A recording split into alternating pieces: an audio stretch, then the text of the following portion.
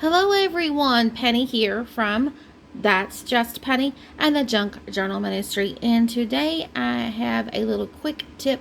If you have a brother scan and cut, I love these, absolutely love these. So I decided to get it out, and I'm working on some elements. And with the text, it wanted to cut out each individual letter, of course. So if you draw a circle around it, then it will cut out the circle, even though I had it set in here to do that. But in case that you guys have an image that won't scan or through, or if you have vintage pieces that you want to cut out, all you have to do is just put a black line around it and the machine will pick it up and cut it out. So that is just a little tip today. I'm working on the Delight Yourself in the Lord, of course, Delight Yourself in the Lord kit. Right there it says it. So I just wanted to show you about the elements and cutting them out with your brother scan and cut. So that's just a little tip.